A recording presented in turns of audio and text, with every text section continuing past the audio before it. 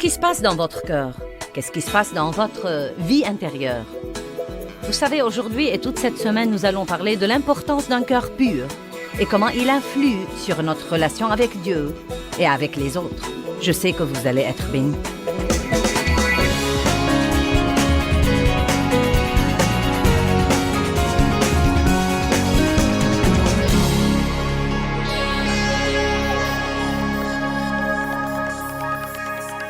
Père, je te rends grâce pour la parole ce soir et je prie qu'elle influe sur nos vies et qu'elle nous aide à veiller sur nos cœurs.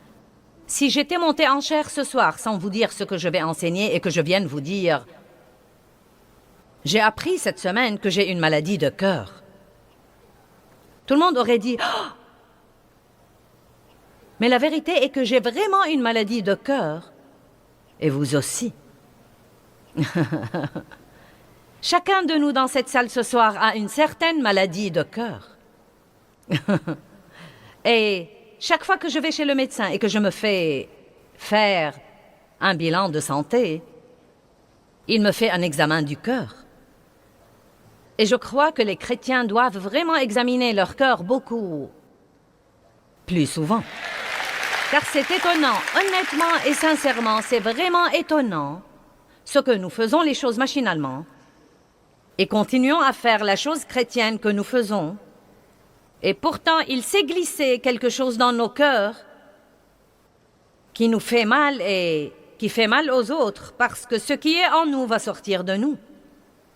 Et plus vite vous détectez une maladie de cœur et que vous la traitez, mieux c'est pour vous. Quand nous laissons les mauvaises choses dans notre vie sans surveillance longtemps, elles s'enracinent plus profondément et elles deviennent plus difficiles à traiter. Nous allons passer beaucoup de temps ce week-end à parler de la condition de nos cœurs et nous allons parler de la manière dont Dieu teste nos cœurs également. Et les tests que nous passons dans la vie sont très importants pour nous. Dieu ne joue pas pour voir ce que nous pouvons supporter. Dieu nous fait un test, non pas parce qu'il veut savoir ce qu'il y a en nous, parce qu'il sait tout déjà, mais parce qu'il veut que nous sachions nous-mêmes ce qu'il y a en nous. Et nous sommes parfois surpris par ce qu'il y a en nous. Amen? Je n'arrive pas à croire que j'ai fait ça. Et il veut que nous manifestions ces choses pour que nous puissions nous en occuper et y faire face, et comme ça nous grandissons. La vérité nous affranchit. Nous ne sommes jamais affranchis en vivant dans l'obscurité et en vivant dans la tromperie.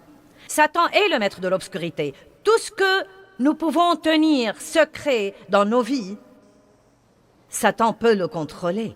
Mais quand ça sort à la lumière et ça se révèle, si nous le voyons comme il faut et nous laissons Dieu s'en occuper comme il faut, nous passons à un nouveau niveau de liberté et à un nouveau niveau de puissance. Amen?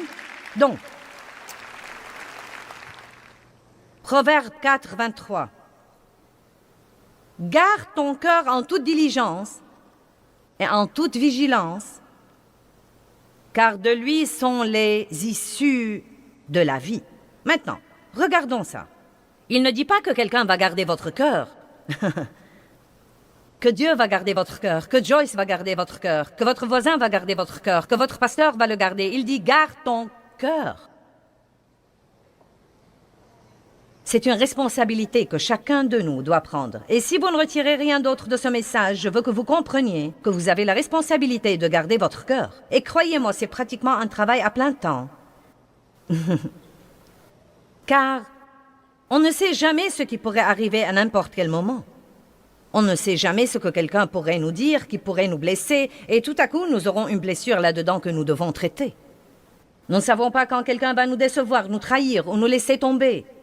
Nous ne savons pas, n'est-ce pas? Nous ne savons vraiment pas ce que tout le monde fera. Et donc, nous devons constamment travailler avec le Saint-Esprit pour garder nos cœurs comme il faut. Ceci pourrait être, pour certains d'entre vous, un des séminaires les plus importants auxquels vous auriez jamais assisté. Parce qu'il n'y a rien de plus important que notre vie intérieure. Il y a eu une poignée de choses qui ont vraiment changé ma vie spirituelle avec Dieu. Quand j'ai été régénéré et rempli de l'Esprit quand j'ai appris l'importance de chercher la face de Dieu et non seulement sa main. C'est très important d'arriver à ce point car ce qui est précieux, c'est la présence de Dieu et non seulement ce qu'il peut faire pour nous. C'était important pour moi, mais une autre de ces choses était la vie intérieure. Apprendre que ma vraie vie est en fait la vie qui est en moi. Le saviez-vous? Ce n'est vraiment pas... La vie n'est pas vos circonstances. La vie n'est pas la maison que vous habitez, ou le travail que vous avez, ou l'argent que vous avez à la banque, car vous pouvez avoir tout ça et être très malheureux. Le monde est plein de gens riches et malheureux. Plein de gens prospères et malheureux. Plein de gens qui vivent dans de grandes maisons et qui sont malheureux. Et je ne sais pas, vous savez, il n'y a pas de mal à jouir des meilleures choses de la vie. Dieu veut vous bénir, mais ce n'est pas votre vraie vie. Votre vraie vie, c'est la vie qui est en vous. Et c'est étonnant ce que vous pouvez être heureux au milieu des pires circonstances possibles et combien vous pouvez être paisible au milieu du désarroi qui sévit dans le monde aujourd'hui si vous savez garder votre cœur dans la condition qu'il faut. Quelqu'un peut dire amen à ça? Matthieu 5:8 dit « Bienheureux ceux qui ont le cœur pur, car ils verront Dieu. » J'aime ça. Dieu vous parle si vous gardez votre cœur pur. Vous voulez les secrets de Dieu? Gardez votre cœur pur. Bienheureux ceux qui ont le cœur pur, car ils verront Dieu. Ceci ne veut pas nécessairement dire le voir de vos propres yeux, mais vous expérimenterez la présence de Dieu. 1 Pierre 3 et 4 nous dit à quel point l'homme intérieur est important pour Dieu. Regardons-le sur l'écran, s'il vous plaît. Que votre parure ne soit pas seulement les coiffures recherchées et les cheveux tressés, les bijoux d'or ou les toilettes distinguées, mais que ce soit la parure intérieure et la beauté de la disposition cachée du cœur, avec le charme incorruptible et impérissable d'un esprit doux et paisible, qui n'est ni inquiet ni troublé, mais qui est d'un grand prix devant Dieu. Maintenant, je devrais parler aux dames pour 1 minute, car je sais que nous passons beaucoup plus de temps à nous pomponner que la plupart des hommes. Peut-être pas tous les hommes, peut-être que certains d'entre vous. Vous savez, non mais... Vous savez, Dave prend pas mal de temps pour se faire beau le matin, mais ça ne lui prend pas aussi longtemps que moi. Et je crois que si nous passons la même quantité de temps à examiner nos cœurs que nous passons à examiner nos visages, allez, vous savez comment nous sommes. Nous nous regardons dans tous les miroirs que nous voyons. Vous portez un miroir dans votre sac à main. J'ai sorti le mien il y a quelque temps. Je me suis regardée avant de sortir ici. Je me suis habillée à l'hôtel, je me suis regardée dans le miroir, j'ai examiné mon collier, ma tenue, j'ai tout examiné. Vous savez, examiner. Nous vérifions toujours. Et ici, il y a un miroir dans la chambre verte. Je ne sais pas pourquoi on les appelle vertes, elles ne sont jamais vertes. Et un miroir là, examiner. Je suis sortie ici en me regardant dans le miroir là-bas. Et on a une torche électrique et je m'examine avant de sortir. Donc si nous pouvons nous donner tout ce mal pour examiner notre apparence et s'assurer que rien n'est de travers, que le rouge à lèvres est toujours là, que les boucles d'oreilles ne sont pas de travers, la fermeture est claire et comme il faut, nous pouvons sûrement passer un peu de temps à examiner nos cœurs. Car, à dire vrai, Dieu s'en fout pas mal et me donne pas vraiment d'importance à ma tenue vestimentaire. Car ce qu'il voit vraiment, et à propos l'ennemi le voit aussi, c'est comment je suis vêtu dans l'esprit. Je veux que vous compreniez cette réalité. Le royaume spirituel est aussi réel que le royaume naturel. Ce n'est pas parce que nous ne le voyons pas qu'il n'est pas là. Et nous devons commencer à prêter plus d'attention à notre vie intérieure qui est nos pensées et nos attitudes. Amen? Est-ce que ça va pour vous jusqu'ici? Maintenant, quand nous parlons du cœur, notre cœur comprend. Il comprend les émotions, toute notre vie spirituelle, notre vie mentale et notre vie physique. C'est la partie la plus secrète où c'est la partie la plus cachée de notre vie. C'est la partie la plus profonde de nous, notre cœur. Une des premières leçons que j'ai apprises de Dieu, et je me souviens toujours, où j'étais assise dans ma maison, j'étais assise sur le canapé. Je donnais une petite étude de Bible à la maison à l'époque. J'avais un grand rêve et une vision, mais j'étais très loin de là où je suis aujourd'hui. J'avais 3 enfants en ce temps-là et je tâchais de les endormir tous les jours pour avoir 2 ou 3 heures libres pour étudier, car je sentais que j'avais un appel sur ma vie. Je ne pouvais pas suivre des cours de théologie, j'avais 3 enfants et donc j'étudiais tous les jours avec le Saint-Esprit. Et une des premières choses que Dieu m'a apprises, et je crois que c'est très important pour notre vie, et c'est une leçon que nous devons apprendre tout le temps, c'est l'importance des motifs. Car le motif n'est vraiment pas ce que nous faisons. Écoutez-moi, le motif n'est vraiment pas ce que nous faisons, c'est pourquoi nous le faisons. Et la Bible nous dit très clairement dans 1 Corinthiens chapitre 3, versets 13 à 15, que nous allons lire, que quelle que soit la bonne œuvre que nous faisons dans notre vie, si nous la faisons avec un mauvais motif, cette œuvre ne sera pas agréable à Dieu et nous en perdrons la récompense. Et je me demande combien de gens passent toute leur vie à essayer de travailler pour impressionner les autres, et cela par leurs bonnes œuvres et leurs bonnes actions. Et au jour du jugement, quand toutes ces œuvres passent le test du feu, qui est, je crois, les yeux de Jésus, quand elles passent par le feu, elles seront détruites.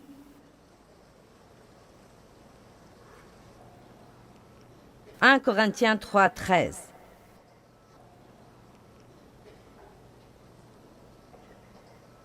L'œuvre de chacun sera clairement et ouvertement manifestée, montrée pour ce qu'elle est vraiment, car le jour de Christ la fera connaître, parce qu'elle se révélera dans le feu, et le feu éprouvera et jugera le caractère et la valeur de l'œuvre de chacun. Et si l'œuvre bâtie par quelqu'un sur ce fondement, qui est le produit de ses efforts, subsiste au test, il recevra sa récompense. Mais si l'œuvre de quelqu'un est consumée sous le test, il subira la perte de tout, il perdra sa récompense, bien que lui, il sera sauvé, mais seulement quand quelqu'un qui a passé au travers du feu. Nous ne sommes pas sauvés à cause de nos œuvres, car notre salut est basé sur la grâce et la miséricorde de Dieu et le sang répandu de Jésus-Christ.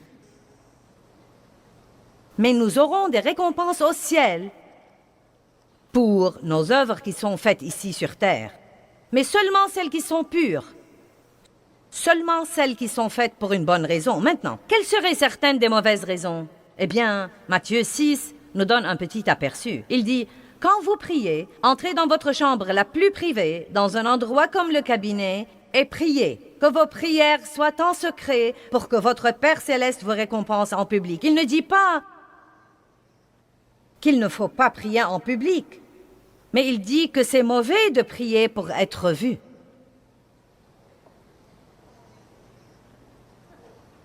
Et il dit que quand vous faites de bonnes œuvres, ne les faites pas pour que les autres vous apprécient. Et si nous sommes tous très honnêtes, et l'honnêteté avec soi-même est la pilule la plus dure à avaler. Quand vous venez à un message comme ça, je sais que vous pensez déjà à tous ceux que vous auriez voulu qu'ils soient là. Vous vous dites: oh mince alors, si un tel était ici, ou si je pouvais faire venir mon fils ici, si je pouvais faire venir mon mari ici ce soir. La bonne nouvelle est que vous êtes ici. Dieu vous a fait venir ici, et ceci est pour vous. C'est très facile de faire face à la vérité de quelqu'un d'autre. Ce n'est pas très facile de faire face à notre propre vérité. Mais si nous pouvons le faire, nous pourrons passer à un nouveau niveau. Donc si nous sommes honnêtes avec nous-mêmes, nous devons admettre que, au moins jusqu'à ce que nous apprenions mieux, et il faut pas mal de matchs de catch avec Dieu pour apprendre mieux, nous voulons nous impressionner les uns les autres. N'ayez pas l'air si innocent. N'essayez même pas ça avec moi. Vous avez tous fait comme ça. Je suis arrivée pendant les 3 dernières années à la conclusion que nous ne saurons jamais ce qu'est la liberté jusqu'à ce que nous n'ayons plus besoin de nous impressionner les uns les autres.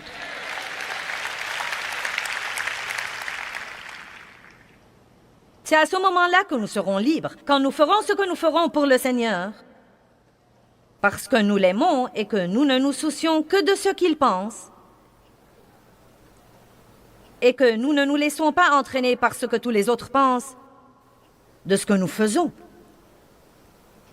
Donc nous devons commencer. Si nous voulons jamais que notre cœur soit juste, nous devons commencer par comprendre les motifs. Et je suggère que vous preniez quelque temps cette semaine pour vous réunir avec vous-même.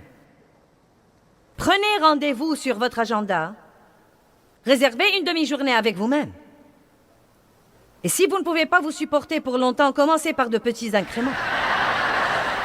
J'aime passer du temps avec moi-même, mais il m'a fallu du temps pour y parvenir. Réunissez-vous avec vous-même. Et je veux que vous notiez tout ce que vous faites. Et ensuite, posez-vous la question, pourquoi je fais ça? Et croyez-moi, si vous êtes honnête, vous n'aurez plus un programme chargé, car vous pouvez en enlever un tas de trucs dans cette réunion de 4 heures. Car nous ne savons même pas parfois pourquoi nous faisons les trucs. Quelqu'un me l'a demandé et je ne veux pas le fâcher, je l'ai fait. Quelqu'un s'attend à ce que je le fasse et je ne sens pas que Dieu veut que je le fasse, mais on s'attend à ce que je le fasse. Ou bien nous ne voulons pas... Je faisais des trucs parce que je voulais savoir ce qui se passait, j'étais curieuse. Je vous dis la vérité. Et je faisais partie de comités et de groupes parce que je voulais savoir ce qui se passait. Je parle de groupes d'église, de comités d'église. Non mais j'ai poussé et supplié mon mari de devenir un aîné dans l'église. Et je crois en fait que pour Dave, ça lui était complètement égal. Parce qu'il n'essaye d'impressionner personne, il essaye d'aimer Dieu et de vivre sa vie. Mais moi, je voulais savoir tout ce qui se passait. Je voulais qu'il assiste aux réunions des aînés pour rentrer à la maison et tout me raconter. Vous serez donc étonnés de ce que vous découvrirez chez vous. Si vous devenez vraiment, vraiment, vraiment honnête. Écoutez-moi, un jour j'étais dans un institut de beauté et c'était à l'époque où tout le monde portait ses pins de Jésus en diamant fantaisie. Quelqu'un se rappelle les pins de Jésus en diamant fantaisie? Quelqu'un en a toujours? Bien. Et donc, je portais mon pin dans l'institut de beauté. Et il y avait une dame là-dedans qui l'a admiré. Oh, c'est vraiment beau. Et une dame m'a dit qu'elle était infirmière dans un centre anticancéreux. Et ensuite, elle a dit, tu sais, je suis chrétienne, mais elle a dit que c'était très dur. Et elle a dit, j'aimerais vraiment pouvoir parler aux gens de Jésus, mais l'hôpital ne nous le permet pas. Et donc, j'ai eu cette idée. Eh bien, vous savez, si elle avait ce pin, et quand elle se pencherait sur les patients, ils pourraient voir le nom de Jésus. Maintenant, vous voyez, jusqu'ici, ça va très bien. Et ce nom, juste ce nom de Jésus, les aiderait vraiment. Donc, je me suis dit, bien, je vais lui donner ce pin. Donc, je pensais que je devais le lui donner en privé, mais j'ai pensé, eh bien, comment vais-je faire ça? Et si elle quittait l'Institut de beauté avant moi? Et à ce moment-là, la fille qui faisait mes ongles s'est levée et elle a dit, Joyce, nous n'avons plus la poudre que nous utilisons et le fournisseur est à côté. Je vais aller en chercher et je reviendrai dans un instant. Elle m'a laissée assise avec cette dame et nous étions complètement seuls. Dieu m'a fourni l'occasion parfaite pour lui dire que je sens que Dieu veut que je te donne ceci et c'est ce dont il m'a parlé. Et ensuite, m'occuper de mes propres affaires. Mais oh non! Non! Je devais attendre le retour de l'autre dame car j'avais ce débat dans ma pensée. Eh bien, vous savez, il lui serait très utile de me voir donner ce pin et elle comprendrait sûrement que le don fait partie de la vie chrétienne et ceci pourrait l'aider à donner. J'étais vraiment une femme si charnelle et si stupide. Et quand j'ai quitté le magasin, Dieu m'a dit, j'espère que tu as aimé ça car c'est toute la récompense que tu auras. Ensuite, je me suis rendu compte. C'était charnel, charnel, charnel, charnel. Et je suis sûre que vous n'avez pas besoin de réfléchir longtemps pour trouver quelques trucs comme ça dans votre vie. Nous voulons être vus. Nous voulons être remarqués, nous voulons être appréciés, nous voulons être remerciés. Nous voulons que quelqu'un nous applaudisse et nous récompense. Et tout ceci est très bien si Dieu vous le donne. Mais si vous trichez pour l'avoir, vous perdez.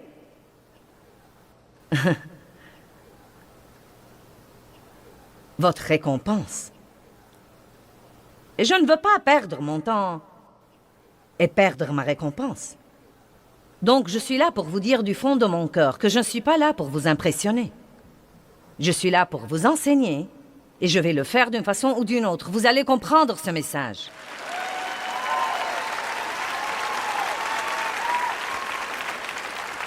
Maintenant, nous allons commencer à parler des différentes maladies de cœur. La première maladie de cœur dont je veux vous parler est la dureté de cœur. La Bible a en fait beaucoup à dire d'un cœur dur. Hébreux 3, 7, 8. C'est pourquoi, selon ce que dit le Saint-Esprit, aujourd'hui, si vous entendez sa voix, n'endurcissez pas vos cœurs comme lors de la révolte d'Israël, où ils m'ont provoqué et irrité le jour de la tentation dans le désert. Quand vous endurcissez votre cœur, vous entendrez ce que vous voulez entendre et non pas Dieu. En l'endurcissant et en ne réagissant pas à la voix de Dieu, vous aurez l'audition sélective. Vous serez atteint de la surdité spirituelle. Et vous voulez toujours que Dieu vous parle et... Il vous parle, mais vous ne voulez pas entendre ce qu'il a à dire. Quand vous endurcissez votre cœur, il vous sera difficile d'avoir la foi enfantine et de croire vraiment Dieu. Il est très important de garder un cœur tendre devant Dieu. Nous avons chanté un cantique qui dit « Brise mon cœur avec ce qui brise le tien ». Et je crois que nous devons demander à Dieu d'attendrir nos cœurs. Et j'ai pensé à l'attendrissement du cœur. Et il y a 2 moyens pour avoir ceci. Et l'un d'entre eux est beaucoup plus préférable à l'autre. Si je veux attendrir une pièce de viande, je peux utiliser un couperet. Et j'y ai pensé trop tard. Je voulais l'avoir ici, mais je n'ai pas eu le temps de me le procurer. Je vous prie donc d'utiliser votre imagination. Non, mais je voyais ma mère à l'époque où j'étais enfant. Peut-être qu'on n'avait pas d'autre moyen pour attendrir la viande, mais elle achetait une pièce de viande et elle prenait ce couperet et elle l'abattait, elle l'abattait. Eh bien, il y a un autre moyen pour nous attendrir, et c'est la méthode de mariner. Je connais quelqu'un qui cuit le meilleur steak que j'ai jamais goûté de ma vie, et il le met à mariner dans quelque chose toute la journée. Et quand je mets mon cœur à mariner en présence de Dieu, il devient vraiment tendre. Car vous ne pouvez pas fréquenter Dieu pour longtemps et ne pas lui ressembler. Donc je préfère la méthode de mariner. Mais si vous ne voulez pas passer du temps avec Dieu et vous ne voulez pas prendre le chemin facile, Dieu peut vous arranger des circonstances. Et quand vous aurez fini, vous sentirez que vous avez suivi le processus du couperet. Quelqu'un est avec moi là-bas? Bien.